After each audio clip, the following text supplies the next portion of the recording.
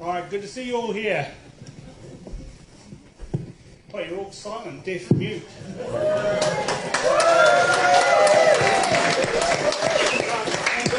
Okay, got some good news and some bad news. What do you want first? Good or bad? Good or bad? And the good news is Avi and Ezra and Roxanne are all here.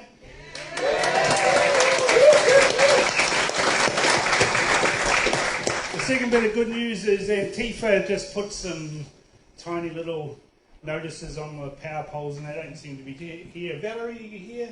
Valerie? No. All mouth, no trousers. And the bad news is I'm your MC for the night. I have to give some thanks to Destiny Church, Brian Tamaki, the pastor here, for a last minute organising this venue after the cathedral decided to be a bunch of wusses over what is essentially just a bunch of pamphlets out on the street. So Destiny Church guys, a big round of applause for them.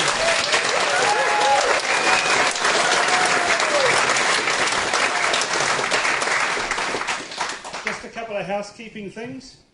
The bathrooms are in the back corner down there. Kind of follow your nose, if you get my drift. And if there's an emergency, go out the same way you came in. So we're here tonight to listen to some of the Rebel team and talk about their experiences on the streets in Melbourne, in Canada. We've all been through similar things, and we all sat there watching Avi and Roxanne and Ezra, outlining the excesses of the regimes that we've all lived under. And we're all here because we love freedom. And freedom is important, and you need, in order to have that freedom, you need to have free media. And they need to be able to show both sides of the story. And that's why it's so important to have people like Rebel News doing what they do. People like Avi, small in stature, but huge, huge, huge attitude, and bravery. Roxanne, huge bravery to stare down those, the scenes that came out of Melbourne were just appalling, police in black uniforms with boots, all militarised with armoured vehicles to deal with people who just wanted to be free. And we saw that here too. So what I'm going to do now is I'm going to introduce the Rebel Commander, Ezra Levant. Hello. Here he is, all the way from Canada.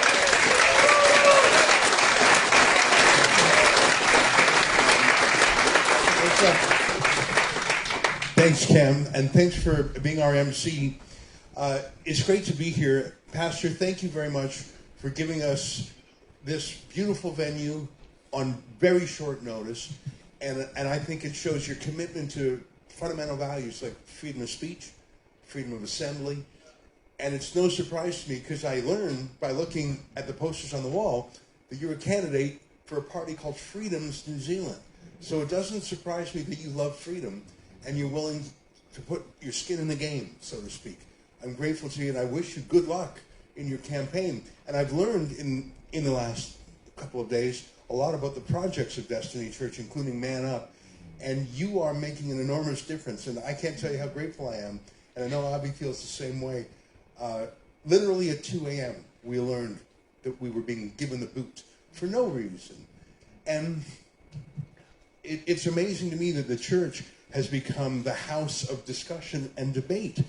But I look at all the projects that your church does, and it's much more than just meeting for prayer. It's getting into the community and strengthening the community. So thank you. I've really enjoyed that part of this trip, which I did not expect at all. Our motto at Rebel News is telling the other side of the story. And that seems sort of obvious, right? I mean, you want to hear both sides of the story before you make a decision on things. Every discussion really has a couple of sides, doesn't it? But the reason we chose that motto, telling the other side of the story, is because these days, too often, people who disagree with you don't want to hear the other side of the story. They don't want to debate. They will just want to shut you down. That's what happened to us tonight. I think that's the reason why we're missing a few folks tonight. We sent out 5 emails to tell you the new address, but I'm glad that people came out in the numbers that we have. To tell the other side of the story these days is more difficult than it sounds, because so much of the media is controlled in some way by someone who doesn't want the entire story told. I give you the example, the most obvious example recently of lockdowns and the pandemic and vaccine mandates and things like that. We've all learned that Pfizer and the other drug companies are enormous advertisers with the corporate media. Literally billions of dollars in advertising. So is it really surprising that during the lockdowns and the vaccine mandates, the corporate media, which is the dominant media, I call it the regime media, is it really surprising that they weren't willing to tell the other side of the story? There's so many things like that. A lot of the media is government funded, so obviously they're going to run errands for those in power. Corporate media is the same way. You know they won't do anything that would jeopardize the corporate interests of their companies. Some of the biggest media in the world are owned by billionaires. I call them oligarchs. The Washington Post, one of the most influential newspapers in America, is owned by Jeffrey Bezos, the owner and founder of Amazon. The New York Times, which is probably the most influential newspaper maybe in the English language, it's owned by Carlos Slim, the richest man in Mexico. They own them not because they have a deep love of literature. They own them because they want to shape the discussion to suit their interests. And so if you think of the different ways to be a journalist, you can work for a government media company. You can work for an oligarch, a billionaire. You can work for a corporate media company. But in each of those scenarios, you can imagine that there are things, sometimes many things, you're simply not allowed to talk about. And I suppose if you look at journalism as just a job, just a way to make a living, that's okay. I mean, people, there's dignity in any work. But if you look at journalism as an important public service, to shine a light on problems in society, to give a voice to those who don't have one, then those 3 models I just talked about, the corporate media, the oligarch billionaire media, the government media, they're not going to solve the problem. And that's where citizen journalism comes in. What do I mean by citizen journalism? Well, I can see a few citizen journalists right here. I mean, basically, the phone you have in your pocket is a better camera than those big, over-the-shoulder, $250,000 cameras from 10 years ago. When I used to work at a real TV station 10 years ago, that's what they were. They were $250,000 each. And you had $1 million studio. And if you were interviewing someone far away, you had a satellite connection that was like $350 for 15 minutes of satellite time. It was very hard to get into the TV media before the smartphone. And same with the print media. You have to have a printing press, and then you printed the newspaper, and you had to deliver it. There was such a high barrier to entry. But these days, every single person in this room could be a journalist in any moment. Your phone camera can do it, and then how do you distribute it? You can put it directly on Facebook, or these days Twitter is a very free speech-oriented platform. And so the citizen journalist model, I believe, is not just a model for the future, but it is really the only way to guarantee that the other side of the story can be told. And that's why during the pandemic, when the rest of the regime media was so unanimous, journalists like our friend Roxanne Fernando and our star of the evening, Avi Yemini, made an enormous difference, because they were sometimes the only people around who were willing to be, I'm not even going to say contrarian, but just to tell the other side of the story. I want to tell you a quick history lesson, if I may. After the Second World War, people tried to find out what made Germany go mad. I mean, Germany in the 30s was one of the world's most progressive, educated, literate, intelligent societies on the planet. They had philosophers and artists. I mean, it was the place to be. It was a place of art and industry and ideas. How did that society become so tyrannical, so authoritarian, to the point where it not only invaded all its neighbors, but it murdered people by the millions based on race or religion? How did that happen?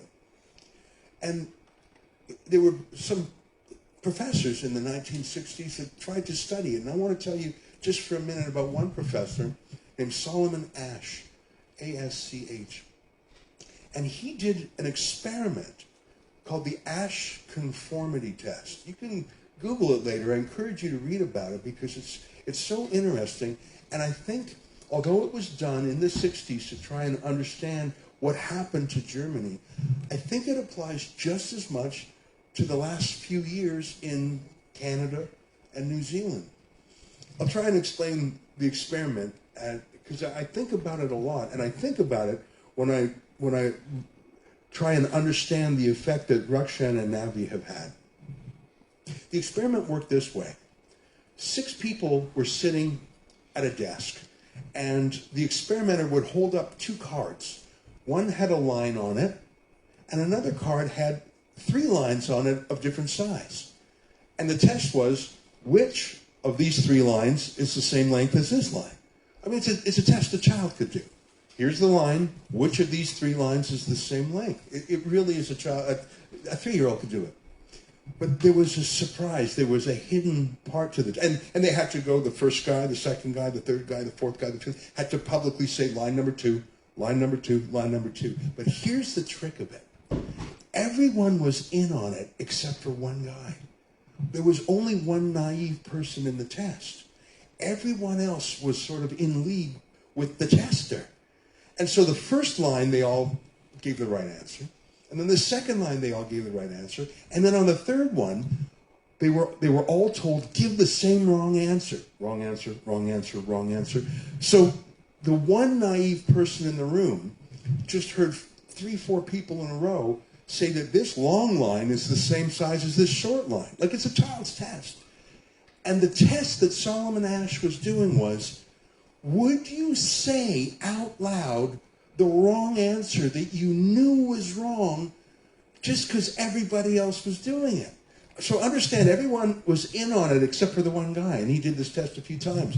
And the answer was 37% of the time, the naive person who didn't know what was going on, 37% of the time, they would go along with the crowd. They would conform. It was called the Asch conformity test. They would conform just to go along. Now, there were 2 reasons for that. One was, maybe they thought everyone was actually right, and they just, are my glasses working? So that's not a bad reason to go along with the crowd if you actually don't think you're right, and maybe they're right, and maybe my glasses aren't working, okay. But a lot of the time, they knew the crowd was wrong, but they went along with it anyways because they didn't want to cause a fuss, because they didn't want to be embarrassed, because they didn't want to stand out.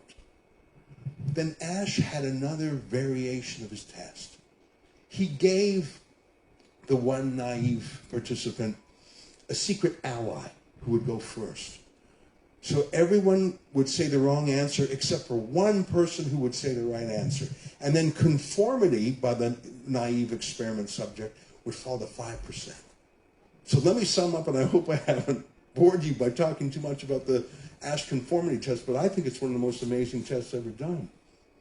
People go along with the crowd 37% of the time just to fit in. They'll say the wrong thing just to fit in. But if there was just one other person speaking the truth, conformity falls to 5%. And do you see where I'm going with this? We lived through an era of conformity. And whether people were just scared and said, well, maybe everyone's right. Maybe I have to take an untested jab. Maybe the mask does work. Maybe we should treat unjabbed people as a lower caste of citizens. Maybe they're right. Maybe people were genuinely wobbled in what they believed. And many other people knew it wasn't right, but they didn't want to make a fuss. But people like Roxanne and Avi, by standing up and speaking truth to power and standing and leaning into the hurricane, they inspired millions of people to say, I'm not alone. I'm not the crazy one. I am not the only one who thinks we are in troubled times. Avi and Roxanne and a handful of other citizen journalists who are not compromised by working for a big government or a big corporation or a big oligarch. It was the citizen journalists that saved us. In Canada, with the trucker convoy, in New Zealand, here in Wellington, it was the citizen journalists.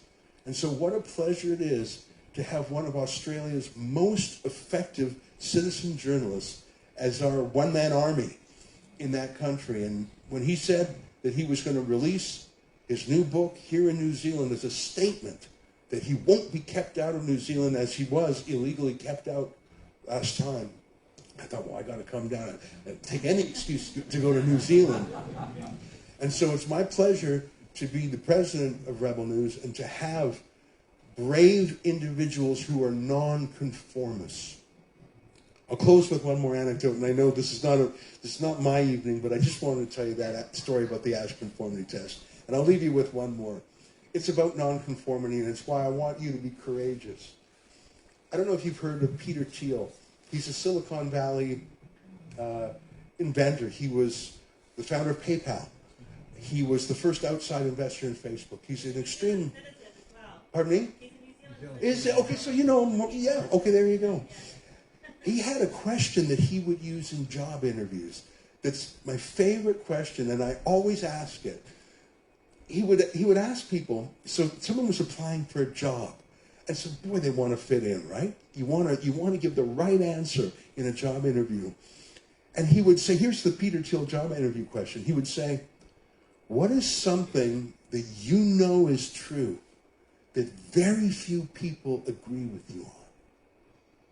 Well, that's tougher to answer than it sounds, because you've got to tell the interviewer something that the interviewer does not want to hear. You've got to say you believe in something very deeply that someone else thinks you're crazy to say. Can you imagine? That is such a great job interview question.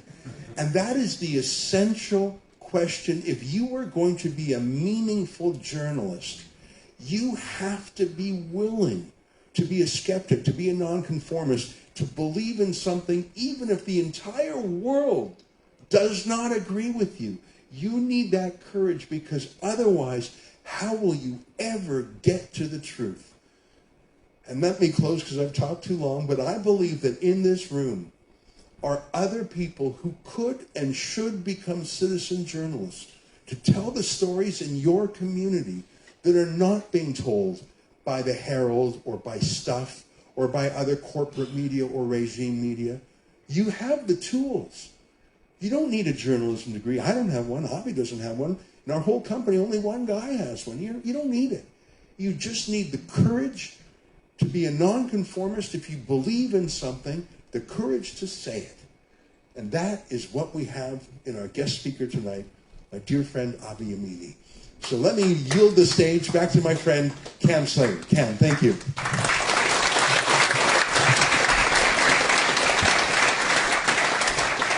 Thanks so much, Ezra. You know, it's about a year ago, Ezra, that you and I met up online with a Zoom call, if you remember. I'd been leaked police documents that showed that there was a political stitch-up to prevent Avi coming to New Zealand. And it was a brave person inside the police that leaked me those documents. And I'm really fortunate that working for me at the BFD are a couple of ex-coppers. And so I was able to run those documents past them to say, guys, what do you think about this? Does this look real? And when they agreed on that, then the very next thing that I did was I called Avi Yemini up. And we'd never spoken before. And that's really started a year-long journey that's got me standing here on the stage introducing these guys that I've thought are my heroes, watching them do what they do best, standing there and going toe-to-toe with the strong arm of the state. And when the state moves against you, and a lot of people in this room have felt the strong arm of the state, it's fearsome. But these guys stood up. And one of those people who stood up was a guy who had a business, a small business in Melbourne. He videoed weddings for a living, you know. videoing drunk people, partying it up. That's what he did for a job, and his business got shut down. He thought he did the right thing, went along to get along, like most of us maybe did at the start. And after a couple of weeks of that, or a month of that, it all got a bit tedious. And then we all started questioning and saying, what's going on here? And some people said, I'm going to use the skills that I've got videoing drunk people, and I'm going to take that to the street. And I'm going to stick cameras in people's faces, and I'm going to hold them to account. And that is so brave and so powerful. But now he's become a journalist and loves doing that probably more than videoing weddings now. So welcome up now, real Roxanne Fernando.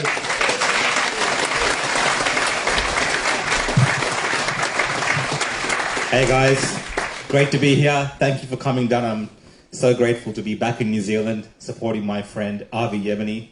Now Cam makes weddings sound very simple. Sometimes being at a wedding is actually harder than being at a protest. I truly believe that. My first wedding, not my first wedding, but the first year of weddings, I remember towards the end of the reception, the families were having an argument. Some cars rocked up, they jumped out with machetes. And I remember that very well. So weddings can be a quite testing environment. But look, obviously I got involved in independent journalism and citizen journalism, and that was quite an interesting story which led me to my relationship with Avi Yemini. Now, when I was talking about him yesterday, I got a bit emotional, so I'm not going to do that again today. I can only do it once. I can only get emotional once. But look, I was happily running my wedding business when all of these things happened. And like many people in the community, I supported what the government was doing because I thought I was being a good person in the community, supporting the community, being a good business person in terms of, sacrificing, because that's what we were told to do. And I was very happy to do that at the start because I thought I was doing the right thing. And there was a moment that all changed for me. And that was when I saw what was happening. And I think a lot of the initial things that I saw what was happening was through people like Avi Yemini who were on the street. And one of the defining moments for me was actually when a pregnant mother, the police went into her house, and because she had made a social media post about attending a protest. And I watched that video sitting at home in lockdowns, and I thought, what the hell has happened to Australia? This is not the country that I grew up in. This reminds me of something that would probably happen where my parents came from in Sri Lanka. I felt so privileged to be living in a country like Australia. And probably many of you feel privileged to be living in a country like New Zealand. At least that's how I used to feel, felt. But that kind of changed something in me. And then from that moment, when I was watching, there was a protest in October 2020 at the Shrine. And that's when I saw Avi get arrested by the police. And he was just doing his job. From what I could tell, he was almost doing nothing. He was just standing there, and they arrested him. And then I thought, I've been sitting at home, I've been talking about these issues on Facebook, on social media, but you know what? I have to step out there and see this for myself and tell this story as well. So I went out there, I had no idea what to expect. I'm a law-abiding person. I respect, the police. I'm someone that strongly supports the police. And I went out there and I went to see it for myself. And I was shocked. And each time that I went out more and more onto the streets, I was shocked even more. And what happened with Melbourne, as many of you would have seen, the protests got more and more intense. Less and less people started coming out to the streets because it became more, you become more of a target. And that is when it was a great source of strength for me to have someone so brave like Avi from Rebel News out there doing what he was doing. Because for someone that had no idea what to expect, seeing Avi's courage and the way that he dealt with the police and the way he stood up for himself, I thought, this is how you have to be to stand up to these people. You have to stand your ground. And that is one of the main things that I learned from Avi Yemini. And there was 2 instances when the police came to my house late at night. Once my wife was home, and they came and gave her a letter for me. And she was really offended by it. And the second time they came, and I was so offended that these police, how dare they come to my house and tell me that I can't, as a citizen journalist, be out on the street and cover what's happening in my community. And from that moment, I said to myself, whatever happens to me, I'm going to go out there and tell these stories, because they should not be doing this in our countries. And that is the moment that, I really put my foot down, wanting to do this as a full-time thing. And from that moment, I watched Avi Yemini, and I've worked with him ever since, collaboratively. A lot of people think that I work with him in Rebel News, but it's a collaboration that I do, because Rebel News Media and Avi, he supports people like myself out there. And I always had that kind of shadow there, Avi, with his cameraman Denji recording me as well, because some of those times were testing. I remember once I had pepper spray all over me, and I was on my knees, and they were pouring milk down my eyes, and I was almost crying because it was just hurting me so much. Because I'd never experienced those things, but I had to be there to capture those things with Avi. And the reason I'm saying all these stories is just to give you an idea of, I guess, the courage that I see in Avi, because we don't see that in the mainstream media anymore. We don't see that in our journalists anymore. They're happy to just go with whatever the narrative is. A lot of the journalists that I saw at the protests, there were journalists at a lot of those protests, they were standing behind the police lines. They were taking their notes from the police. They weren't going out there and talking to the people that were there on the ground. And when I talked to the people on the ground, because I also had misconceptions watching on the news media before I went out there, when I spoke to the people on the ground, they were just like me. They were just everyday people, sick of what was happening to them in their community. Right or wrong is not the job of the media to judge. The job of the media should always be to tell the story that the people are talking about on those streets. And that's what Avi Yemini does by telling the other side of the story. And that's what I've been learning watching Avi Yemini do that. And I had the privilege of attending Davos with him. I don't know if that's privilege, but I didn't mean it in that way. I didn't go there on a private jet. But I was at Davos with Avi, and that's when I really saw him doing the work of what I would think is traditional journalists, what journalists used to do. And we would camp out there while these globalists and stuff would walk up and down the streets of Davos, because they had been safe there for so long. They had never had this type of journalists rock up there before. And Avi's there, we're trying to figure out who they are, reading their name badges, and then he'd just walk up to them and be like, hey, and put the microphone to their face, and it's like, some high-up dude at Microsoft, or recently he did Albert Bourla from Pfizer. Which other journalists are doing that kind of thing? Do you see that? Do you see them doing that anymore? They don't. They'll go after Donald Trump or something like this. They'll go after people that they perceive as their enemies, but they won't be fair in the way that they treat these people. So that is the strength, I believe, in citizen journalism and in what Rebel Media does. And that is why I'm here to support Avi Yemini. And I thank you all for coming as well to support Avi, because it's not easy to support Avi Yemini. It's very hard to support Avi Yemini. One of the biggest criticisms I still get is, Roxanne, why are you hanging around with Avi Yemini? So the reason I hang around with him, because I think he does the right thing, and I think he is a very good ambassador for what true citizen independent journalism should be all around the world. But we're grateful to have him here in Australasia, in Australia, and hopefully you see more of him in New Zealand as well. Thank you everyone for your time today.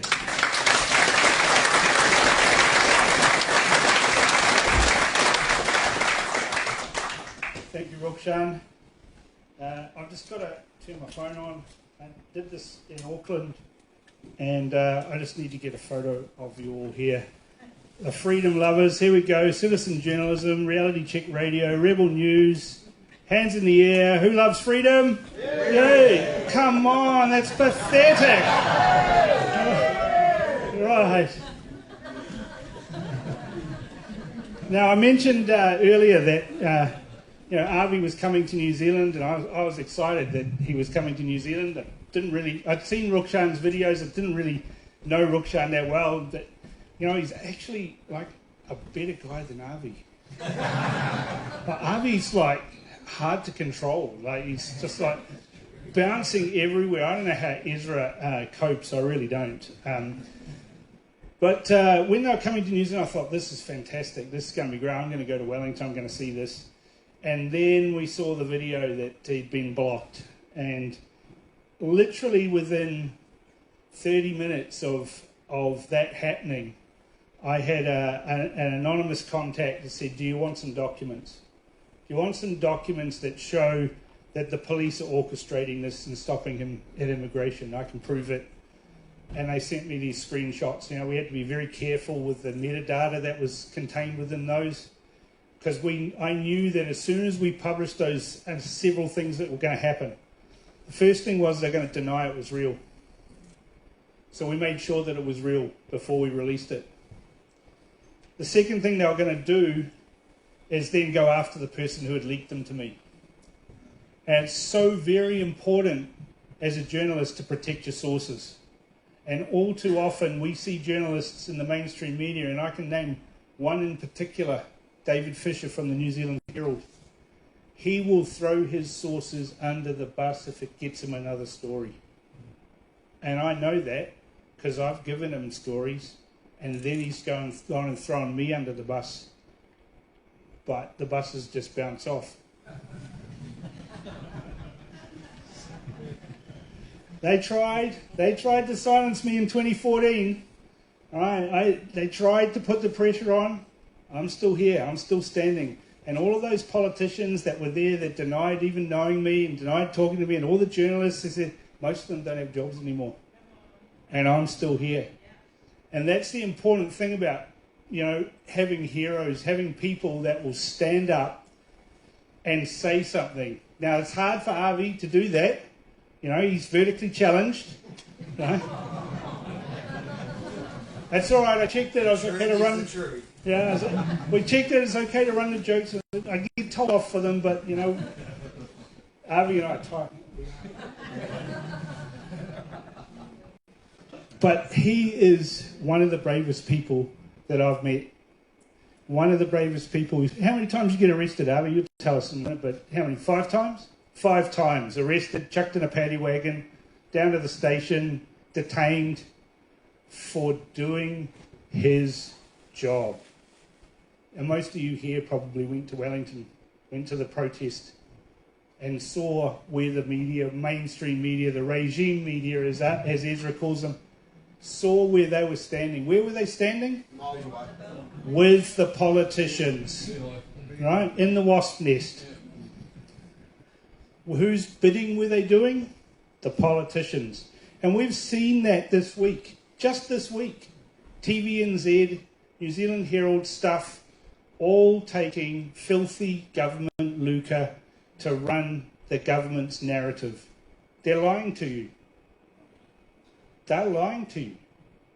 If you've got a Herald subscription, if you buy the newspaper, stop doing it. Start funding the people who tell both sides of the story. Paul Brennan's sitting there quietly, host of Reality Check Radio in the mornings.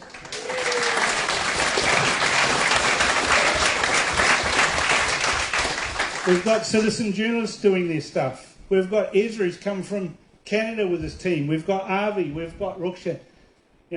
Fund those people. Stop giving your eyeballs and your money and your ears to the media who don't represent you. And the people who do represent you are people like Avi Yemini. I welcome them to the stage now.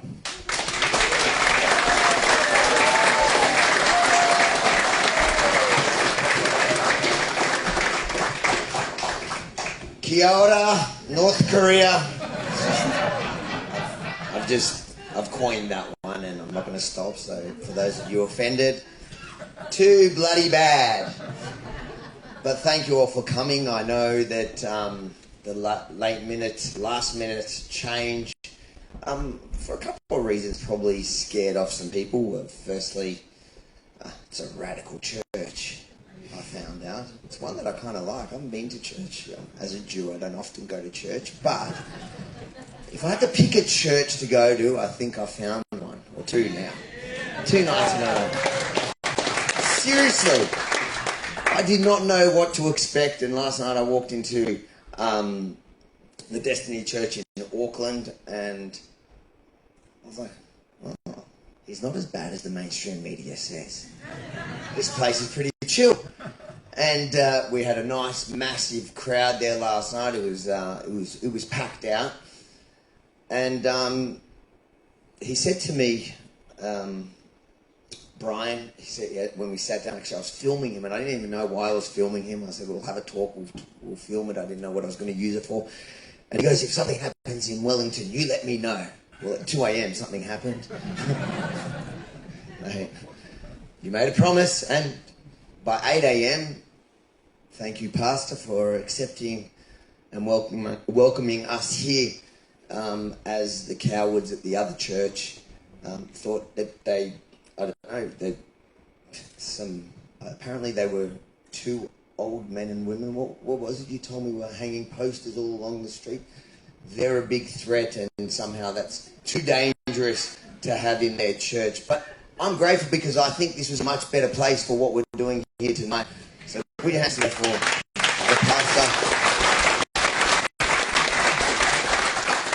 And it was interesting because in their email, they suddenly said that my views were divisive and it didn't match the church. Something, I don't know, I didn't read it too, because what I noticed is that they didn't actually point out which views of mine were that divisive and what views have changed since we originally booked the venue weeks ago.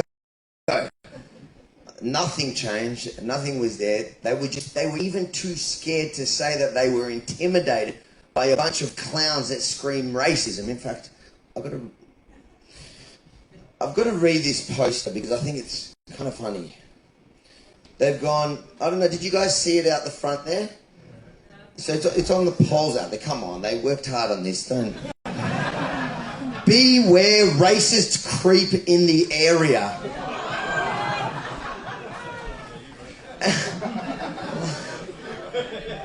And I'm like, I thought, you know what, I find that funny because people over many years, and I've been asked, why did you write a book? Why did you write a book about you? Well, firstly, I like talking about me, so that was the easy bit. But for so long, people have talked about me, people have written about me, people have often written and talked about my personal life, parts of my life that they knew that I wasn't even legally allowed to respond to. And many people in the public, whether they agreed with me, liked me, didn't like me, whatever, they just accepted it as if it was fact. And especially when you're quiet, they take it as an admission of guilt, the fact that you're not responding. The journalist often knowing, in many of the cases, knowing that there was these legalities that stopped me from defending myself. So people just accept this narrative. And one of those narratives is that I'm a racist. I don't know about the creep. That's a new one. Although that one I'm not arguing. Yeah, Roxanne. But then last night, I've never really... This is the second event, and we're doing it in New Zealand for the reasons that they'd mentioned before. But people... when I was talking to the team after last night, and we were high energy because it was a really great night, and they said, talk about some of your favourite parts of the book. And one of my favourite parts of the book, personally, is when I respond to the names that they call me. And one of those names today they brought up is that I'm a racist. And it's generally, if you know Antifa, because this is signed off with Antifa, I know Antifa in Australia are generally, young white uni students who haven't had a shower for a few days. I don't know if that's quite got to do. Anyways, that's just a side fact. But they've never lived in the real world, right? Now, this is me. I'm a Yemenite Russian. This is from the book. So when people ask what's a favourite part, this is a favourite paragraph or two of mine. I'm a Yemenite Russian Polish Jew who has grown up around Australians and who has served in the military under an Arab commander. My best mate is Maori. Another good mate is Aboriginal. My newest friend, Roxanne, who apparently that's not in the book, but we found out tonight I've taught him everything he knows, is Sri Lankan. My most trusted cameraman, Benji, whom I take almost everywhere,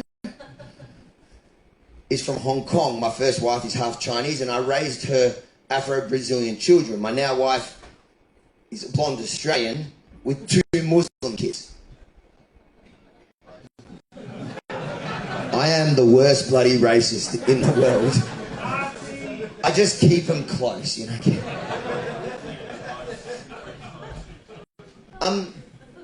But yeah, so New Zealand. People ask, why are you going to go back to New Zealand? Well, the first reason was, I don't like being told what to do. You tell me I can't go there, I'll make it my mission to go there. And when I was banned by the government here for no other reason than, and thanks to Cam and his great work, put your hands together for Cam, because thanks to his work, we found out in black and white that, imagine my shock, the mainstream media were lying, they were just regurgitating the official narrative from the government. And no, I wasn't banned because of a criminal conviction that didn't meet the threshold. I was banned for, in their words, the propensity to incite people with opposing views. I think they call that democracy in action, something they don't like in communist North Korea. I wear it as a badge of honour, and I think more of us need to incite people with opposing views. Wherever we are, we need to challenge ourselves. I want to incite myself with an opposing views, because if you're not a critical thinker, you become a sheep. And we saw over the last few years what happens when the whole society, the entire society, becomes sheep. COVID, we saw it here in Wellington, and people ask me, why'd you come back to Wellington? It's just a pack of lefties caught up, and I think I found the few non-crazy lefties now. But why would you come back to Wellington? I go, well, Wellington was the heart. Last night we saw a huge crowd in Auckland, and yes, it's a much bigger city, but Wellington is your capital. Wellington is where it's all happening. New Zealand is ahead of the game. The authoritarian, the censorship, everything starts, well, it starts in Davos and WEF, but they try and test it here, and the rest of us, a couple of hours later in Melbourne, and then the rest of the world follow everything you do here. So the fight has to be brought not only to New Zealand, but to Wellington.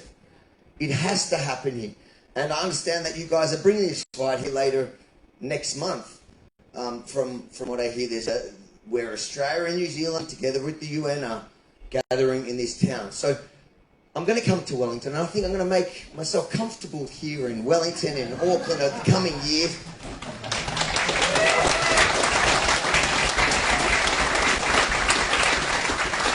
Because when you say no, I say yes, and I think that we need more of that, and we need more people, and we need to encourage others to do the same. Because no one has the right to silence the truth. And for so many years, the government, with the help of the mainstream media, have managed to control the narrative through controlling what people get to hear and see and believe and think.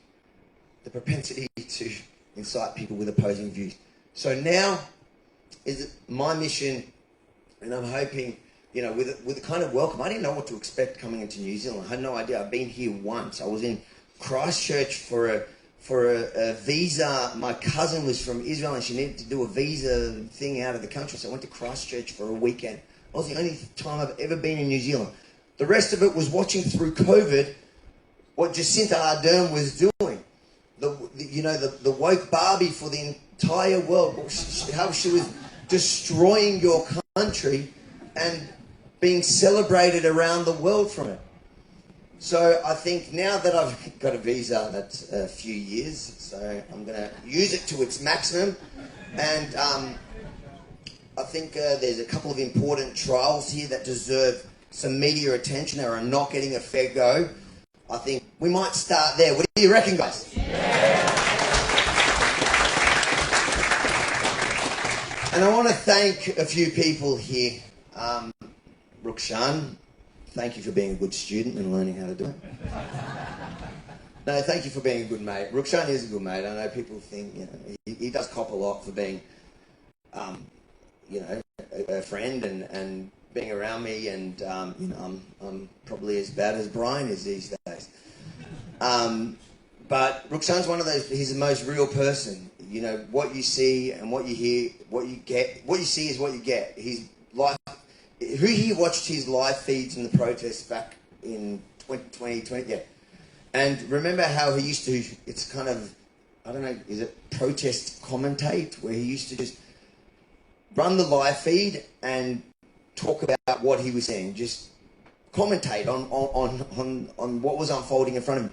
And he would do it really calmly, just, oh yeah, there's police shooting rubber bullets there, and there's a guy getting pepper spray. Oh, and that time you got pepper spray. By the way, did you ever see who shot it? Because it wasn't me.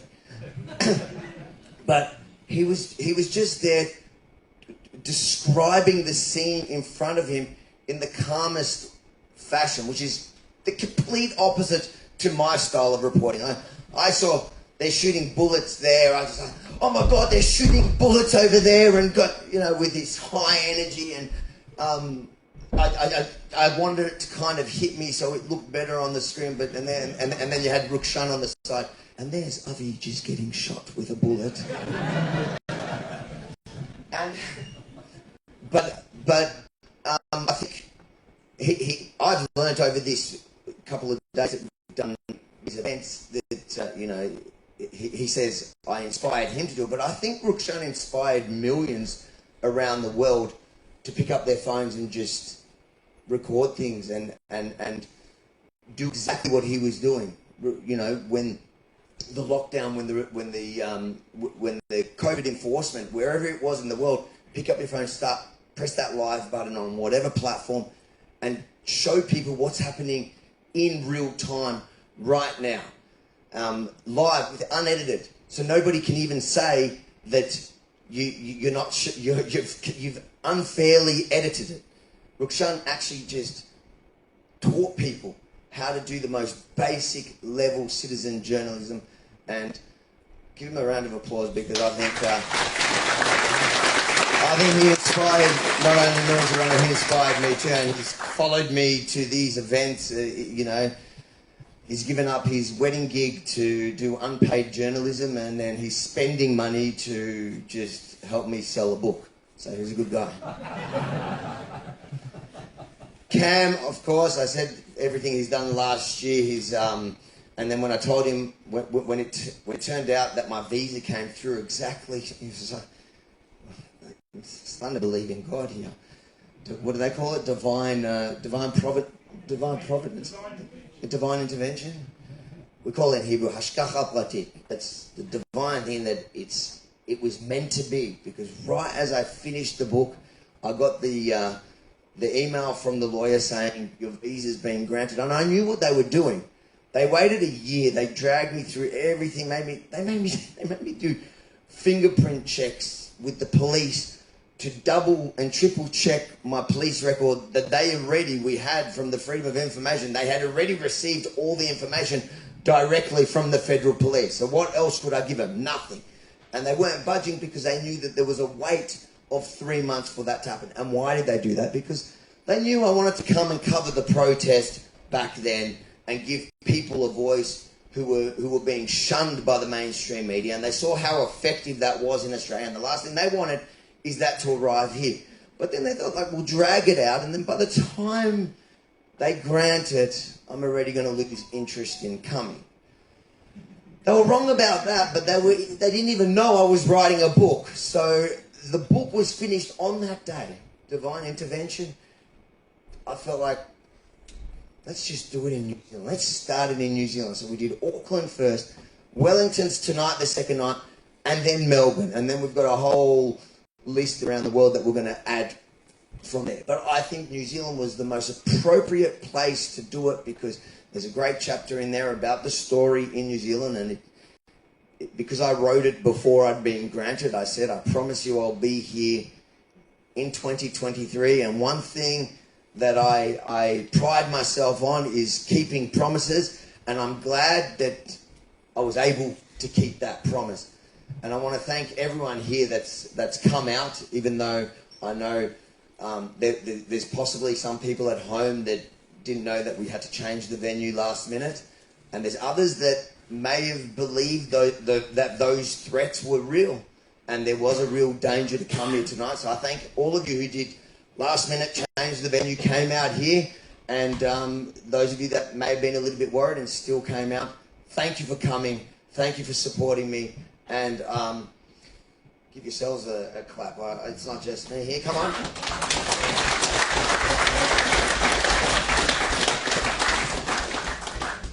And Ezra Levant, where is he? Where's the boss? Oh, there's the boss there. And Ezra, listen, Ezra has been a man who has believed in me from early days.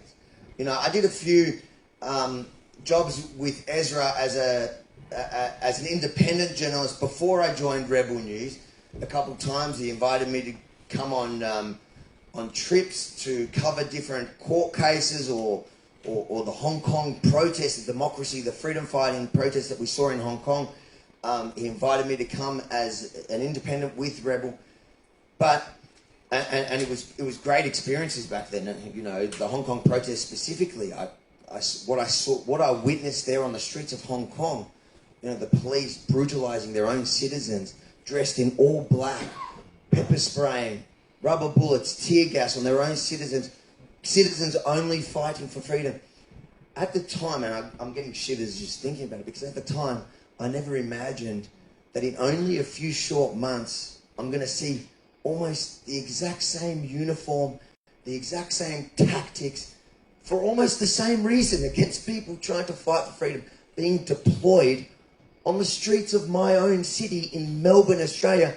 Not under the communist regime of China, but rather the dictator Dan, but he's also part Chinese, so who knows? Who knows? I never imagined it would happen, and then COVID came round, and on September 3rd, I joined Rebel officially on the team there, and by September 5th I was arrested for the first time. But things changed, because Ezra believed in me, and Ezra not only believed in me, he believed in what he believes, and believed and has believed for many years in what we stand and what we're fighting for, and that is being able to tell the other side of the story, tell the truth, the side that the mainstream media refuses to tell. And as soon as I was arrested, it was the first time, because I'd been arrested doing my job for a company previously, but there was kind of nothing I could do. So I just had to accept it and move on, and then come back and do it again, and they would arrest me. This time they arrested me, and Ezra Levant stood up and goes, "No way, we're going to sue him." And, you know, he called for all the supporters, people that said, "Let's sue him." And quite quickly, the police learnt. It went from me being arrested to them trying to arrest my security guard, to them having to apologise for arresting me while reporting, and we made them in the apology say, while reporting. That word took them 5 months to get approved from the top brass of Victoria Police, because they didn't want to admit that I was reporting, to having to pay out $150,000 to my security guard who they arrested while doing my job, to now, when I go to any protest in Melbourne, you're all welcome to come with me next time I cover a protest in Melbourne, where they bring out the red carpet no matter what protest it is, whether it's people who want to bash me or people who want to talk to me. And that is all thanks to Rebel News and specifically Ezra Levant, who actually travelled here all the way from Canada. So give him a round of applause. And I'm sorry, Mariah as well, who travelled here from Canada to do what the whole team of men couldn't do, and that was organise basic stuff. It's quite embarrassing. A round of applause for Mariah. She's come from Canada. And Gal, we'll never forget Gal. Gal's been a mate of mine for many years, but he's from Wellington originally, and he's come with us on this trip also to watch my back just in case. But I didn't realise we'll be doing everything at Destiny's Church. It's probably the safest place in New Zealand, isn't it? So thank you for having me. Thank you for welcoming me to New Zealand. My promise to you is that I will, now that I have that license called a visa, I will be there shoulder to shoulder with you. You might get sick of me, so you can join everyone else in the comments section on Roxanne's Facebook to let him know when you get sick of me. But thank you all for supporting me. And I would love to take any questions that you guys have. Tonight we have 2 mics, so this is going to get fancy. Does anyone have a question? There we go, one at the back. There we go, make cam run. Well, hi, Avi. Thank you so much for coming. Before I ask my question, I just want to say there's many diehard followers here in New Zealand who love you. But secondly, there are a lot of people in the corporate space who follow you, but they will never admit it, and they're very careful about it. I work in this health space, so I want you to know that you have so many followers. You've influenced a lot of people.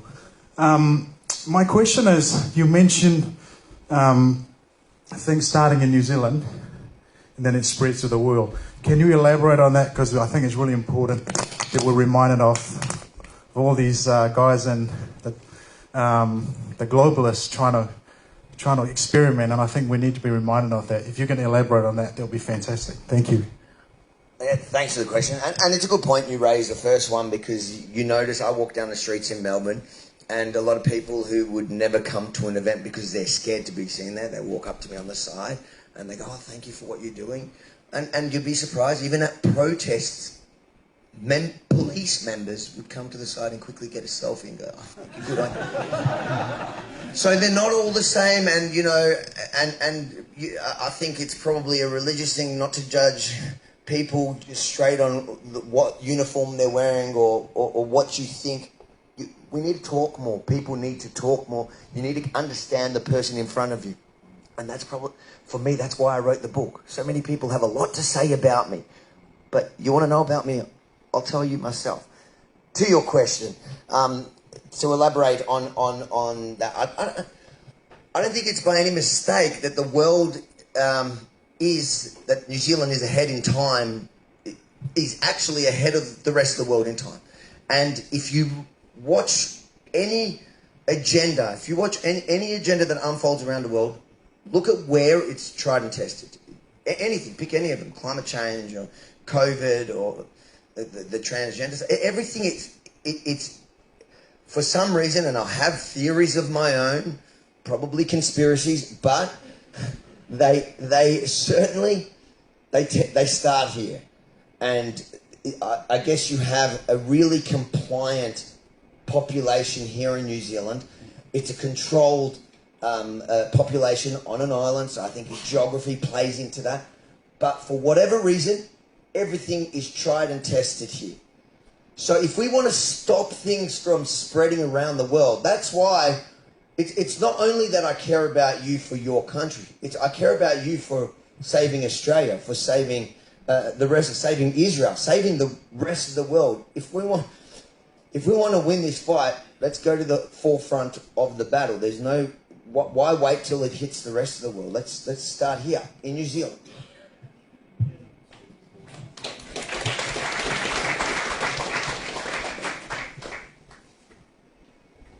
Come on, run, mate. Kia ora, North Korea. I thought that was a great line, and it wasn't. I hoping to get some t-shirts shortly. Firstly, absolutely great for you to be here, and the mate here have been following you for a long time, as we had with the real Roxanne and Ezra Levant, who I'm not sure how many people understand the significance that he's played around the world in leading journalists like yourself and giving you clearly a lot of rope, because we follow rebel media, whether it be in the UK or Canada or the States, and it's very, very powerful and has enormous impact. The question I've got is that when I look back at the last 3 years of the COVIDian period, dare I say it might even carry on a bit longer, but the trauma is self-evident that it's delivered around the world. It seems to me that there's a strong desire to airbrush by the authorities, politicians and the likes, over the sheer pain that's been inflicted. That's not to talk about all the people that sadly lost their lives, that should never have lost their lives. And I am aware that in Canada they had, because I listened to Ezra, they had a Royal Commission over there, which was essentially an airbrushing job as well, and I think they may have had a public citizens initiated commission as well. What are they doing in Australia? That's one part of the question. And what do you think we can do more to keep this out in the open? Because this sort of these events that we've experienced can never be left to be airbrushed and die away? You're right. It's a good question. So what are they doing in Australia? They're doing what they're doing in New Zealand, because what they do in New Zealand is what everyone does. Nothing. But there are there's a handful of politicians that are fighting for accountability, but they're the same politicians the only politicians that stood up at the time. Do we need them to be held accountable on that level? I would love it.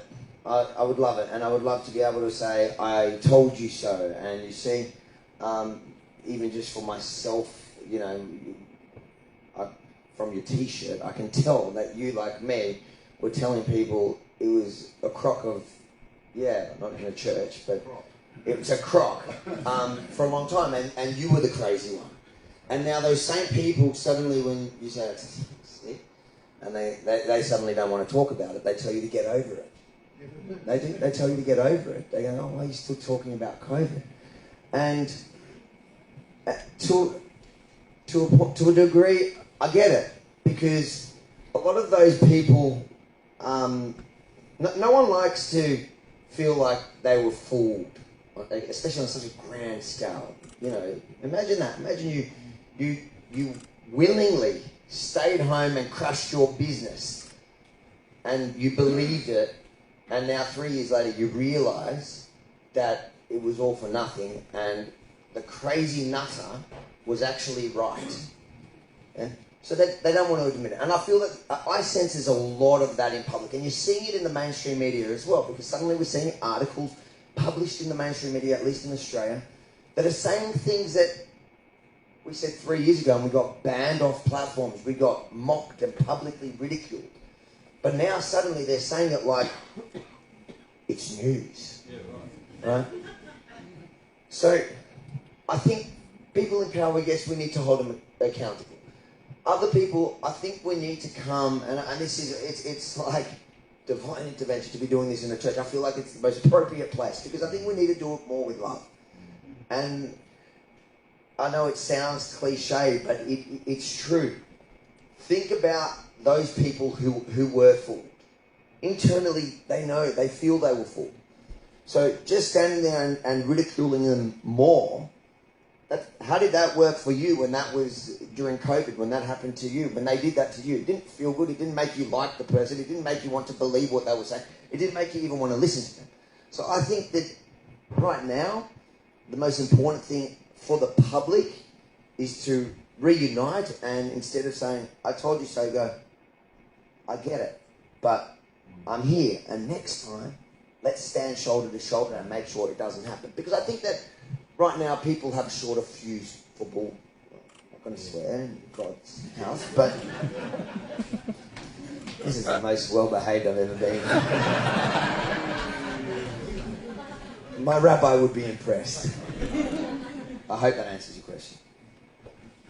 Anyone else got? Yeah, two. We got one. What? You went for the easy one. We'll get to you. Don't want to make him run 3 times before you get to him. Hey, Avi.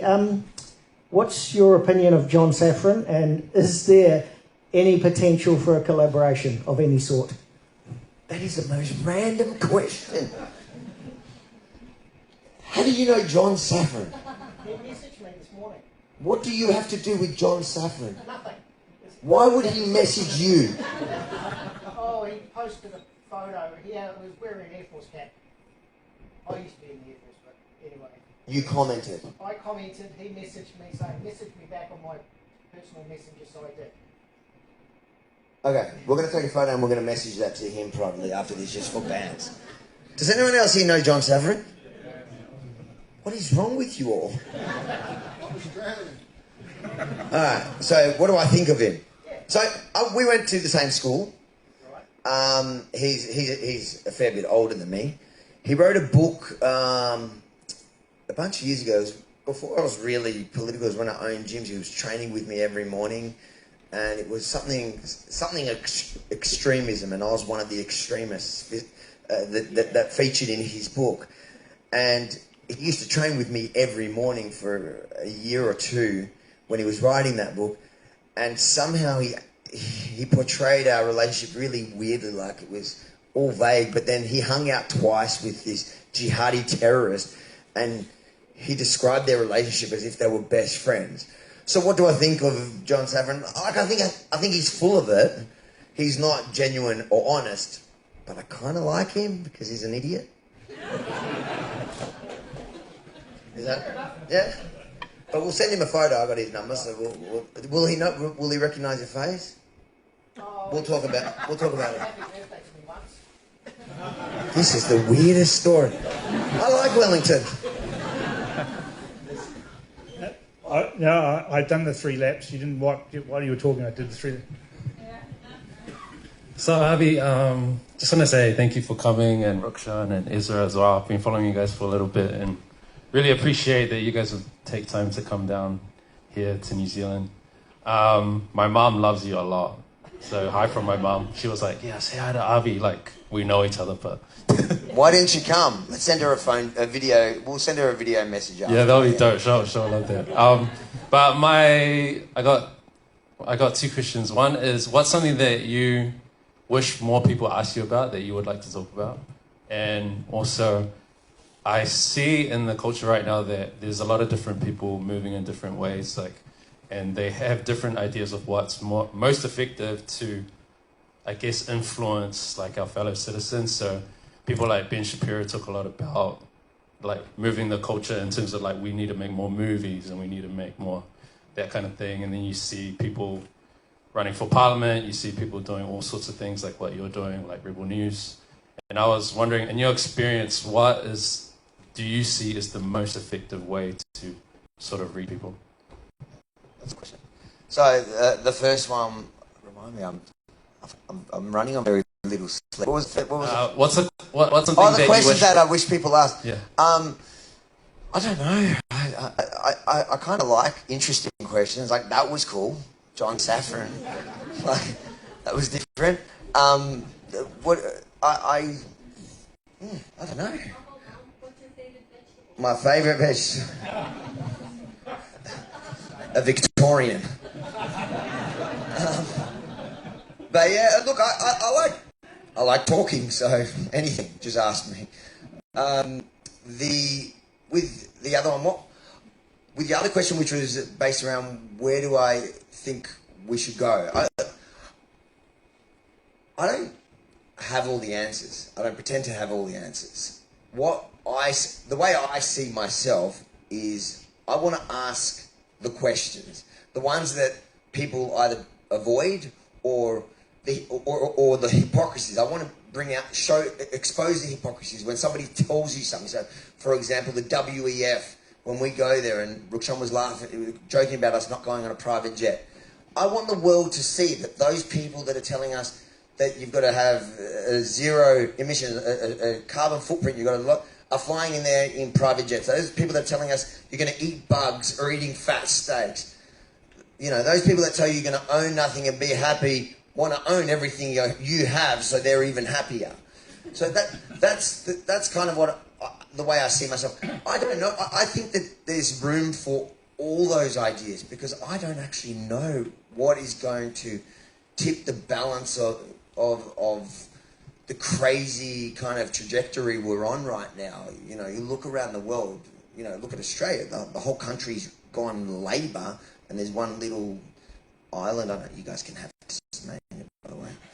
There's one little island that's blue, but it's also red. So everybody's kind of going this woke, weird way that, you don't have to be political to know. It's just weird. It's like 1 + 1 suddenly equals 4, and I have to accept that. And if you don't accept that, you're a racist. So I think we need to throw everything at it, and I love Ben Shapiro, and I love a lot, I don't necessarily like everything he does or says or whatever, I've disagreed with him, especially in COVID at certain points.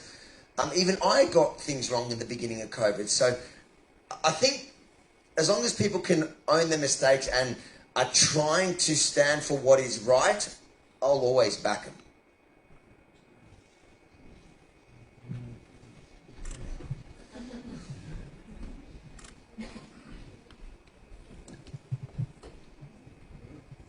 Thank you again for coming.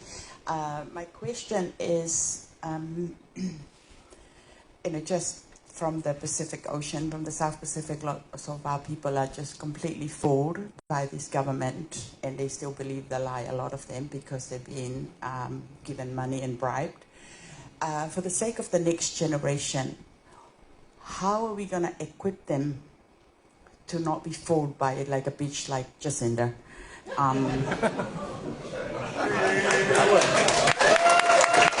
I reckon God gave her a free pass on that one, because God loves truth. Look, it's an information war, and you know how we know that is because every government around the world, in their own way, is pushing to legislate to stop people from being able to talk. So you know that what that tells me is we need to talk more, and not just me or Roxanne or Ezra, each and every person. I think that was what Ezra was getting at in the beginning. You know, everybody has a voice, everybody has a platform, everybody can stand up in front. And I feel like I'm preaching to the choir, like we're telling people that probably do that already. But, you know, you can inspire one person, and you never know who you're going to inspire. You could inspire somebody who's going to turn out inspiring a world of people. So use your voice, stand up, and hopefully, can I say it? Can I say it? Jacinta.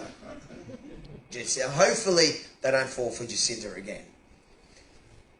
And she didn't come to pick up her book that I signed for her. Any more questions?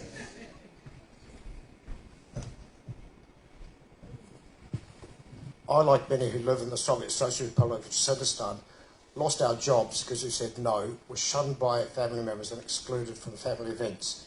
Did you go through that sort of thing as well? Was it? I feel like I needed subtitles. Can you say that slower? No. Was that just me? Was that Kiwi? I, like many in the Soviet Socialist Republic of Kyrgyzstan, I gotcha. lost our jobs, Yeah. were shunned by family members, Yeah. and excluded from family events. Yeah. Did you get excluded from any family events and by members of your family as well? It's interesting. This was the same question I got last night, and it goes back to what I was saying a minute ago. And for me, last night I got a very similar question, and it was probably the most heartbreaking question, because I feel like that is one of the saddest things that came out of COVID, is the relationship breakdowns. So friends, but more family, because for me, probably for many of you, family is one of the most important things.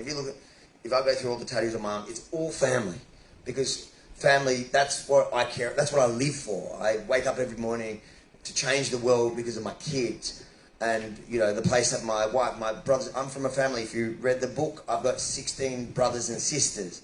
Now, I'm lucky enough that in my family we have a really broad spectrum, political spectrum, so spectrum of thought. We are a diverse family. So on one side you have, you know, my brother that's probably right of me, he's a rabbi in Florida. And then all the way on the other side, I got a gay brother who lives in Tel Aviv who's like anti-religious. Now, the thing in my family that I've been lucky about is that we can talk, and in our family, we tend to talk very loud, and it gets louder and louder, but we still love each other at the end of the day. So I have a brother that lives in Melbourne whose wife is a big nurse and, you know, loves the COVID stuff, and I would go to their house and I would do what I do on camera, mock them, and, you know, highlight their hypocrisies in their house in a bantery way. But that's my style. You know, when we were talking about bench people's style, my style is to laugh at everything, including and often especially myself. But and I'll sit there, I'll mock him, I'll mock my brother.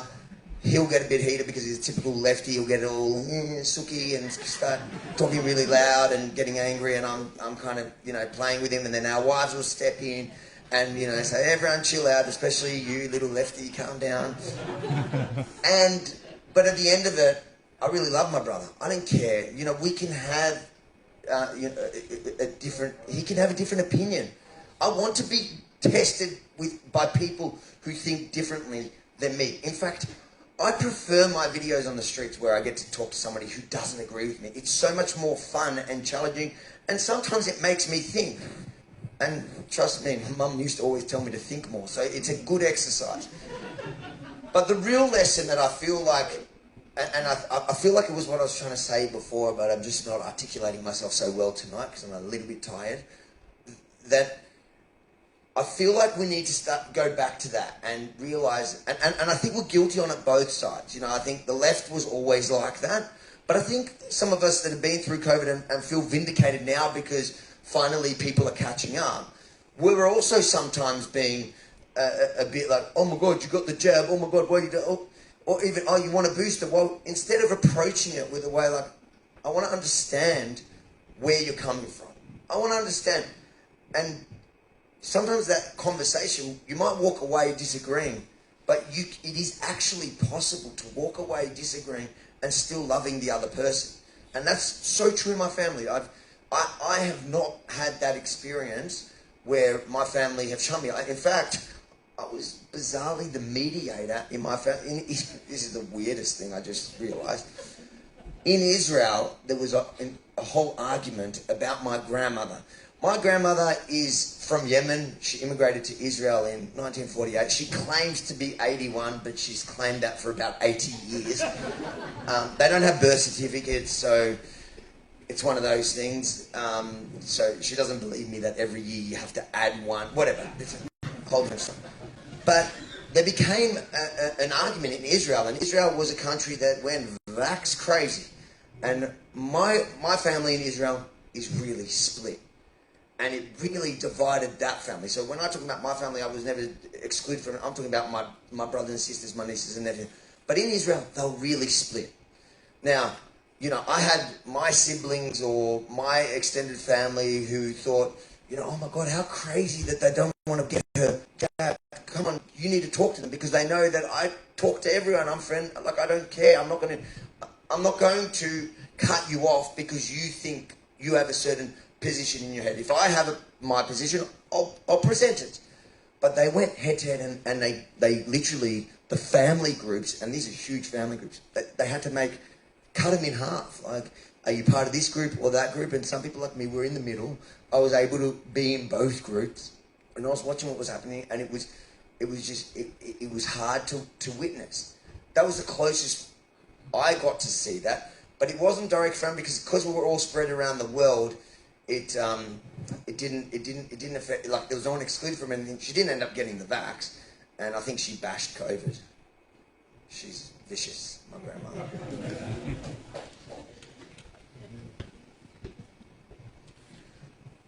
You get the sense that the COVID thing is over, but we still have a health system here and tangential areas like the pharmacies where you're still not able to practice unless you've had the vaccines. Is that what you've got in Australia, and how do you break that down? Because they seem to be able to sell the myth that it's all over and still parade these rules where if it really was all over, it's nonsensical. Yeah, it is very much in Australia in the same sort of fashion, but you know, one of those things that we saw through COVID is people tend not to care if it doesn't affect them. And that's why at the end of it, many apathetic people, you know, politically apathetic people, suddenly took an interest into politics because they realised those decisions end up affecting them, right? But when we talk about the nurses, doctors, whatever, the health industry, where there's those mandates, they are still in Australia. Where those mandates still apply, it doesn't affect 99% of the population, except those principled doctors and nurses that are unwilling to take it for whatever reason, right? But they know they don't want to have it, and there's no reason they need to have it, but nobody's going to stand up for them anymore. And that's why we do need to be the voices for those people, and each and every one that has a phone that can share that story. And we try at Rebel News to keep telling those stories. And I keep getting told, COVID's over, move on. But for some people, for most people, it is over. The next crisis is around the corner. But there are some people in our community, and in fact, on Monday, Tuesday, when I get back, that's one of the first stories I've got is the nurses that are heading to the capital for something similar. So You're right. We've got one here and then another one. Hi, Avi. Thanks for coming. I've got two questions. First one is, I believe there's a new variant coming, more lockdowns. How do you think people are going to handle compulsory lockdowns this time, if it does happen again? And the other one is CBDC's cashless society. The way they control the population is by the purse strings, the finances. So I can see that coming very soon too. So just two small ones. Yeah. Firstly, thank you for having me. But look, I'm not going to predict whether there's another variant that they're going to be able to push. They've tried a few variants in the last couple of years, and it's all crashed. And you see the headlines for us, the Herald Sun. I'm assuming the Herald here. New variant killing 50 million people, and nobody cares. So I don't feel like the variant's working too well for them. But what I do agree with you on is that there is going to be another crisis, that they're going to apply the same things, and what they learned, what they took out of COVID, they will apply. You know, for example, how compliant the population, how far you can push the population before they're about to snap. In Australia, in Victoria, we saw that it was to the point, up until the point where the government mandated the building industry, because suddenly all these big grown men were going to lose their livelihoods, and they suddenly took to the streets. And that, after those protests, which we talked about this last night, which Roxanne, now that no, you can't get charged for it, we can say that Roxanne incited them. How did he incite them? By being a journalist. Because what happened, I don't know if you guys were watching the CFMEU that day, it was Roxanne had seen that there's a small protest. There's about 10 people there in the beginning protesting the mandate that was about to hit the building industry, which for most of the pandemic were left untouched, because obviously they were part of the unions, which were Labor, and then suddenly these mandates were coming in, because I think it got to a point where even the Labor government couldn't justify not mandating it for their one big voter base. So they mandated it. A small group started to protest. Roxanne went down there and started, he's polite, like, oh, there's 10 people here protesting the mandates for the CFMEU members. And what happened is suddenly from all the building sites, they started coming down. And I know for a fact that it was because they saw Roxanne, and I know that because I went down there and I spoke to them, and they all were saying, or a large part of them, and I can only say that now publicly, because back then, if I had admitted that, he would have got charged for incitement, as good as that would have been. I had to knock off the competition. But then the next day, what happened? So that kicked off John Sector. There was all that. The next day, there was the biggest, most violent protests, and I'm not, some of what happened is not okay. But what it did was it sparked a fire, and the police commissioner at the time warned the government, we are on the brink of civil disobedience, that we can't handle, civil unrest that is going to get out of control, because we saw it get out of control that day. Police, for the first time in the pandemic, sped away. They were running for their lives because this mob of grown men said, hold on, mate, I've got to feed my family, so that's not going to happen. So I think this time round, I hope people's fuse, it doesn't take that long, and I hope that those people that met me that day and said, I wish I stood up in the beginning when it was only the medical industry that was targeted. I wish I stood up for them so that we didn't wait till it affected me. And I really hope that when the climate lockdowns, or I don't know, transgenderism becomes contagious, and then we've got to stay home. I don't know. And the cashless society, yes, that really does scare me. That scares me. You look at Canada, you look at what they did during the trucker convoy, and how they literally cancelled people's ability to feed their families. You take away people's ability to buy food, what can they do? So that scares me, and we need to fight that. You pay cash for that one? So I'll be able to feed my family tonight. I think whatever her name is, Cindy something, she said, you think this is bad, you'll be talking about the weather soon. So her plan was we'd have a climate lockdown next. So, and we're seeing fires being started all around the world, and they're not normal fires, they're from, I don't know whether they've been started unnaturally, and there's lots of stuff coming out of Hawaii about dews and direct energy weapons and stuff. But so we really need to wake up New Zealand. They're just going to make up one thing after another.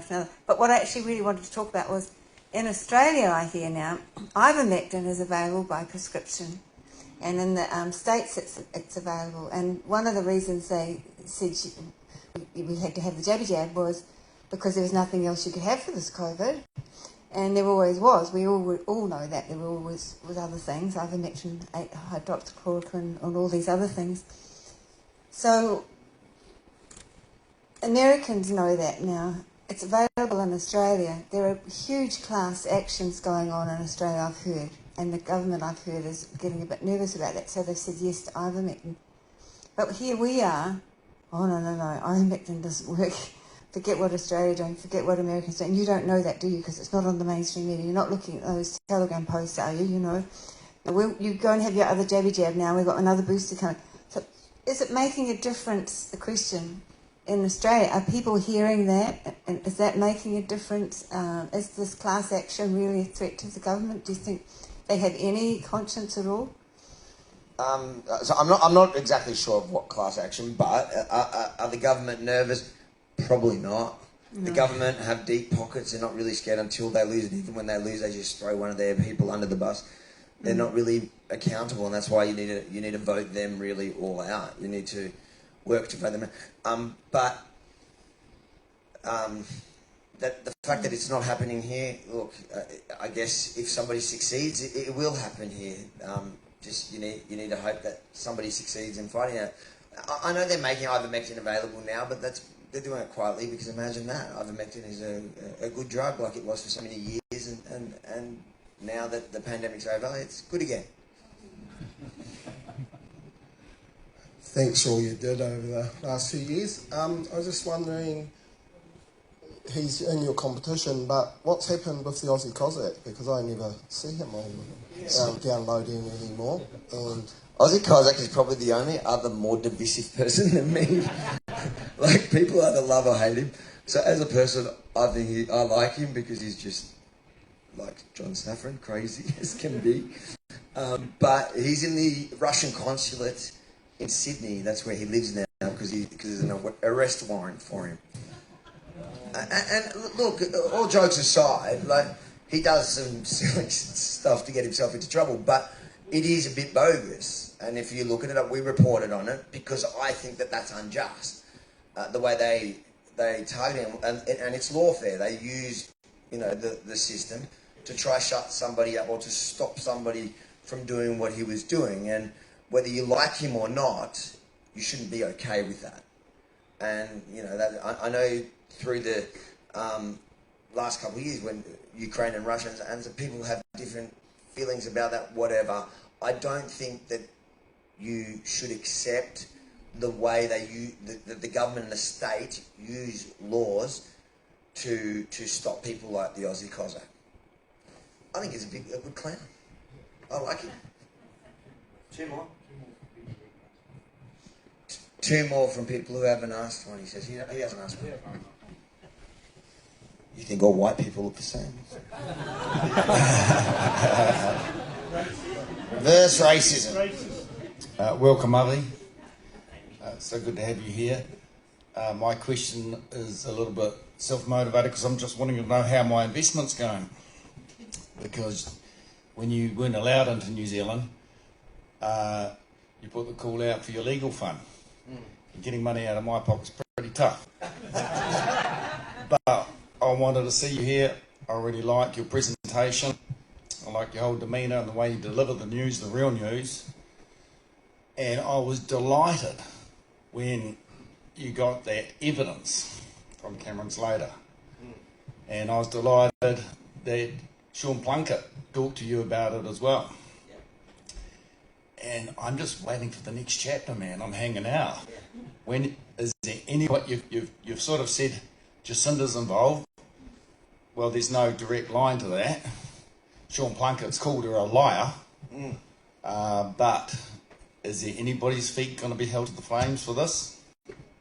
Well, firstly, thank you for your support, because none of this is, none of what we do, and truly none of what we do is possible without those of you that support us.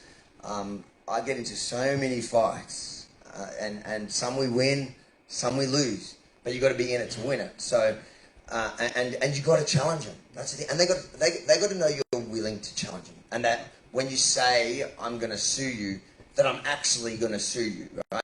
Because I'm sure many of you were at lockdown protests, and when people got arrested, they told the cops, I'm going to sue you for this, and the cops laughed it off because they knew you're not actually going to sue them, right?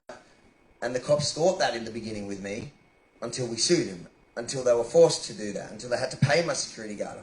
And so it does work. Now, that process that we went through with getting my visa, it took a year, and we had, you know, 2 legal teams, one in Australia and one here, and an immigration agent working on it through the whole time to make it happen. Now, there's a certain process, and at one point in the process, I knew they were going to grant, and that's why I was confidently saying they're going to grant it.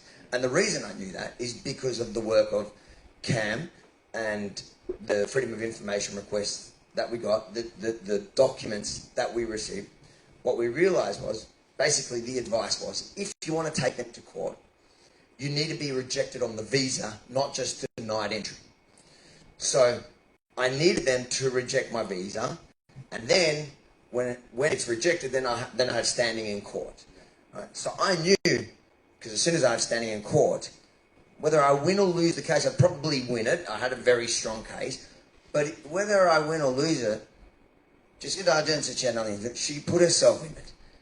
Half the ministers in the internal documents, the communications that we saw them have, so many people we could bring up to cross-examine that they were never going to reject my visa. And it's interesting because you look at the mainstream media, they are suddenly really quiet. Do you remember how this all started? New Zealand Herald. They wrote an article because I was coming to the protest here in Wellington to cover it, just to cover it as a journalist, like I was doing all the protests in Australia. And then they ran a headline that basically said conspiracy theorist, far-right conspiracy theorist, Avi Yemini. I don't know how many slurs they could fit in one headline. And then, you know, then the whole article was repeating lies that had been said about me, or half-truths that had been said about me. And it literally said in it, you know, the police could have the power to ban for this and this reason. And it was basically, and it was done without a byline, so no one's name. And it was basically saying to the police, hey, why are you not stopping this dude? Now, the police took that from the internal documents that all this stuff that we were able to also get through the lawyers and the legal team, that ended up showing that, no, that this guy took the New Zealand Herald's thing, used that as the basis, asked the police told you that's not true, that conviction actually doesn't meet the threshold, but you did it anyways. You had people in there within the department saying, no, you can't do that. Didn't they high-five themselves? What did he say? They high-fived themselves. They high-fived themselves. That's right. And then, once my visa got approved, like I said it would, suddenly the New Zealand Herald hasn't said a thing. But remember, they only ran that story because Chantel Baker, who couldn't make it here tonight, she published that she knew I was coming. So it was a rumour. It was all based on a rumour by a person who, by the way, the New Zealand Herald says is a really unreliable source. They published it as fact. For that one, they believe in everything Chantel Baker has to say. So they published a rumour that I was coming from a source that they say is unreliable and you should not listen to. They convinced the police to ban me. Then finally, when I beat the system, thanks to people like you, they haven't said a word. They haven't said, oh no, that Avi Yemini, the conspiracy theorist, is coming in lawfully, and oh no, he's actually doing it. Why do you think that is? Because they don't want people knowing. All they wanted to do was tell, nudge, nudge, go ban him. But we're going to fight him, we're going to keep fighting him, and now that I have that piece of paper, it means I can come here, at least for the next few years, without anyone stopping me, and I'm going to take advantage of that, because I know that people like you put your hard-earned dollars into making sure that that is possible. And so thank you again, but my promise to you is that, yes, I'm going to come back and hold their feet to the fire. Nice. All right? We better wrap up now. We've got some books to sign. I'll be at the table. Anyone that wants photos, signatures, whatever you want, I'll have time for everyone. I'll wait back. So, and if you have any questions or whatever, or you want to tell me how tall I am, come to me. Thank you so much, Avi, for coming here. Thank you for being a giant.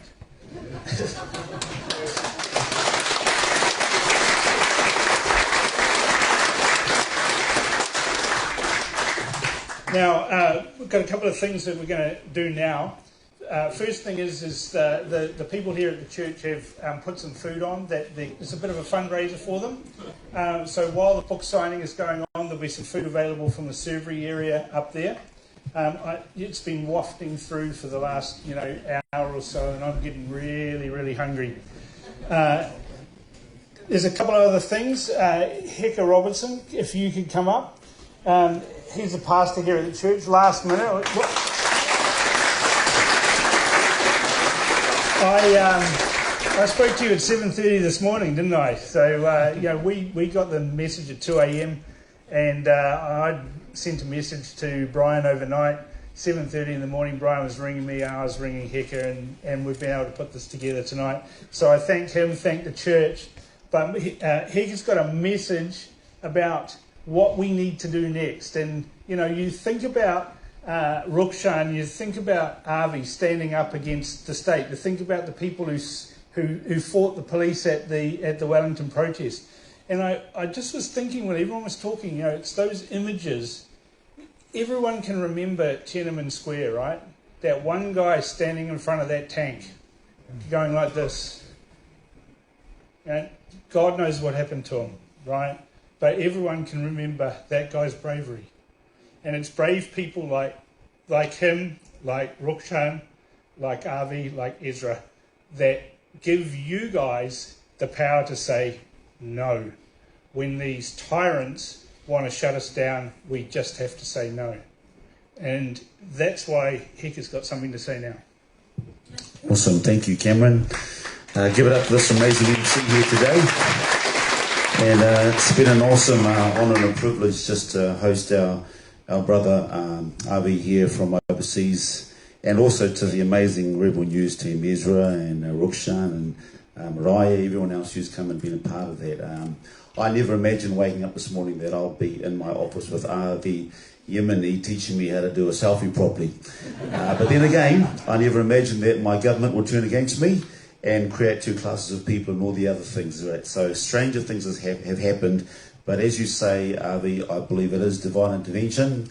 God doesn't make mistakes, and it's divine intervention that you're here with us today. And so this is a place where you're standing with people who have never been afraid to fight, and just your reputation and the way that you carry yourself overseas, it resonates with us because we've got that same heart and that same spirit. And even just the little time I enjoyed our time back in the office with you, we salute your courage and your boldness, because it's something that we know. But more importantly, just having a face-to-face discussion, it's your heart that I captured at the back there, and your integrity and your respect and your honour. So thank you for coming here today and for being with us. You will notice about Kiwis that we're not as emotional and out there people. You're kind of like, you're there, and we're kind of just sort of monotoned, and so you're sort of thinking, man, can I get a rise out of these people? But we're taking it in. But we're very like that as Kiwis. We have a tall poppy syndrome in this country as well. Anyone gets up, we try and pull them down again. And that's our worst, most divisive tool that we have is against each other. And so it is divine intervention that you're up there and that you're down here and we're together again in this room. Because for me, it's about all of our people that we walked a journey together, and then we parted ways, and then we came together on the things that we agreed on, but then the little things that we disagreed on caused us to part ways again. and then we forget the bigger fight, which is the overarching fight that brings us all together. And so really I'm just up here to do a plug for the 28th. We come together. I know, Avi, you've come here to inject and impart something, but you didn't come here expected to go away and people to do nothing and then come back and wait for another feed, you know? You came here saying, hey, I can inject something in you guys that you guys are already doing, and what are we going to do about it? Because Avi's going to jump on a plane tomorrow and he's going to go back to Melbourne, and he'll be back here at some stage whenever, you know? It's not definite, but again, we're here. This is our country. This is our land. And the longer we stuff around with each other, then we miss the opportunity to do something great together. And we can't be a captive audience just for our brothers that come from overseas. We've got to be captivated by each other and what unites us. On the 28th of September, we all need to be at Parliament together. We all need to be together to send a very loud and clear message to our government, particularly on the eve of these elections, that you will not sell our country. You will not just sell us up for short. You will not continue to disrespect Kiwis. We've been on a journey and we've been enjoying watching movies about the journey that we were on, but let our journey not be relegated to the history books and the movies that we get to sit in theatres to watch about what we went through. It hasn't finished. It's still going. And so we've got to come together. 28th of September, 10 o'clock, we're all going to meet in Civic Square and we're going to march to Parliament and we're going to send a loud and clear message to our politicians that you cannot sell this country off, that we're awake. And you know, when people sit there and the biggest thing they watch is how disorganized and how divided we are. This is a message. They tell us, you're so divided. They laugh because we goes down the drain and we allow our politicians to say exactly what we said and they can't come together. Let's do that on the 28th of September. Come together, Civic Square, we meet on the court at Civic Square, we march to Parliament, we stand on those steps, and everything that Avi's been talking about, he shouldn't expect to have to keep coming back to motivate and inject a bunch of Kiwis who, like sheep, always tend to scatter. Are you hearing what I'm saying? Are we united? Are we serious enough to get over ourselves and to come together and be one on the steps of Parliament? Good to see some familiar faces today. We fought hard. Some of us haven't seen each other for a while. But a lot of us are still moving. We're all still moving, but let's still move together. So I just want to honour you, Avi. I love your courage. Love your boldness. Love your cheeky faith. Love the fact that I almost converted you and we almost took you out to the sea and got baptised tonight. Thank you for the honour and the respect that you've given to this house. Yeah. But keep on shining your light overseas and coming here and reminding a bunch of Kiwis down here, hey, let's get together. And so we look forward to seeing you again, and I look forward to seeing all of you guys outside the steps of Parliament on the 28th of March, and our voice is going to be one September. We're going to march on the 28th of September. All right? I'm sure you're enjoying our beautiful building here. As you can see, I'm not going to take a mic in my house and not take an opportunity to say this is an umbrella that brings people together. We've had arguments, we've fallen by the wayside, but we have never departed from what we always intended to do, was to bring Kiwis together. Thank you, Avi, for putting a message out to all the Kiwis in Australia to vote for Freedom's New Zealand. It's an umbrella. That's what I'm saying, it's an umbrella. We can either come together or we can be divided. I'm going to leave it there. See you on the 28th of September, Civic Square, and we're going to send the loudest, clearest message to our politicians. Thank you all for coming. You're welcome here again tomorrow morning. We've got church in the morning. The many things that happen in the house of God, eh? Awesome. Thank you, Cameron. Thank you, Heather. The overriding thing that everybody's spoken about tonight is the need for courageous discourse. Not from finger pointing, not for, I told you so's. In my radio show on Thursday, I said exactly that. I get people who said they're not going to listen to me anymore. because I had somebody on who had a view that they didn't agree with. And I say to that person, you need to listen more. You need to understand other people's point of view.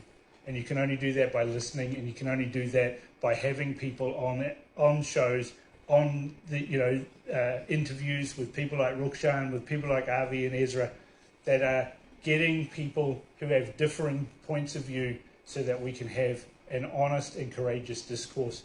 And that's my overriding thing that I want to say before I hand back to Ezra for some final words and a little rebel tradition, I guess it is. So thank you to everybody for coming here. After Ezra has spoken and we've passed the baskets around, Avi will be up here signing. We're going to put a table up here. You can sign books. Ezra will be mingling. Roxanne will be here as well. I'll be talking to people.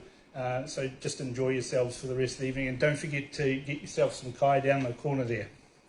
Ezra.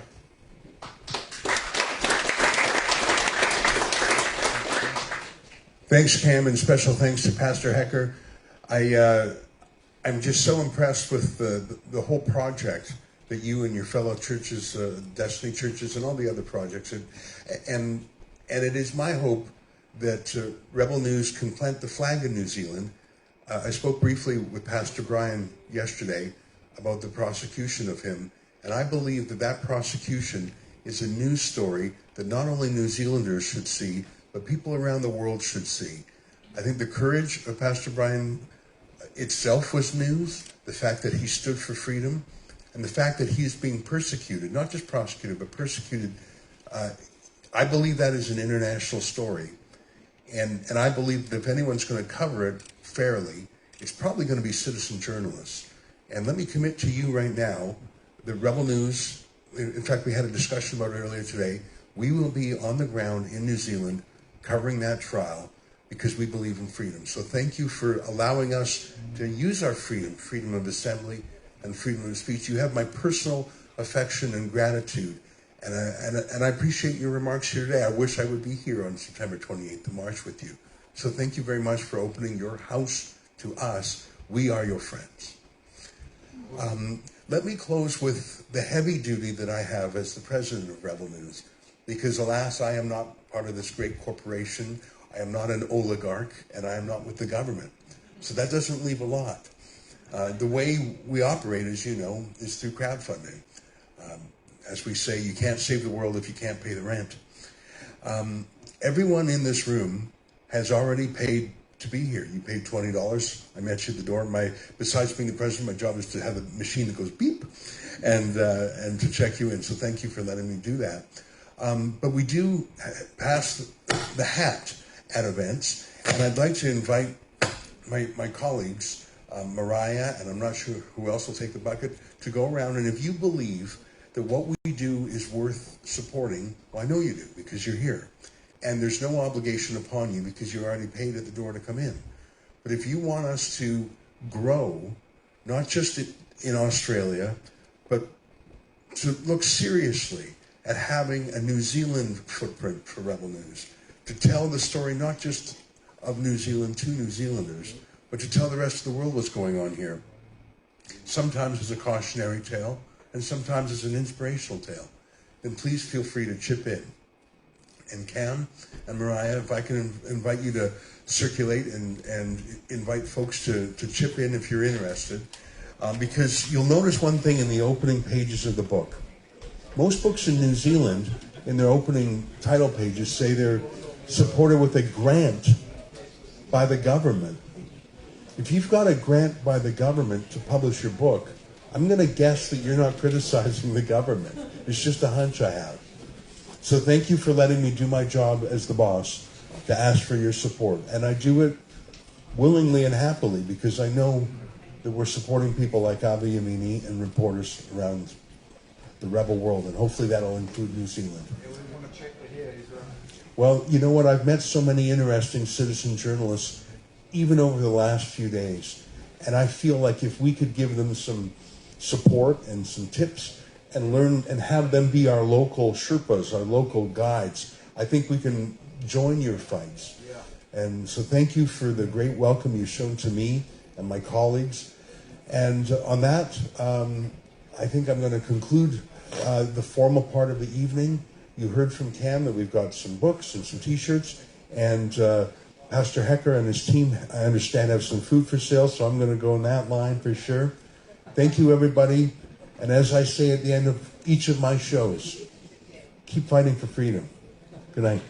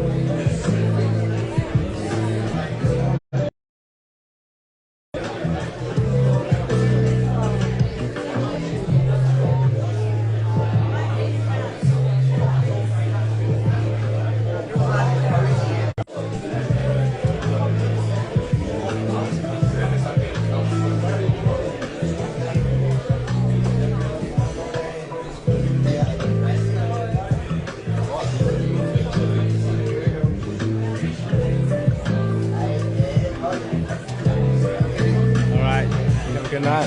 You part of Avi's team? Part of Avi's team? No, I'm part of the Freedom team. I'm a candidate. So what was your name? Paul. Lovely. Good on you, my friend. Whereabouts are you? I live in Church Park. You're in my area? Yeah, so I'll be voting for you. But we were heavily involved with Freedom Village and Castles down there. You were probably down there. Yeah, I was there every day. Oh, yeah. The pastor stood up, he spoke very well. Yes.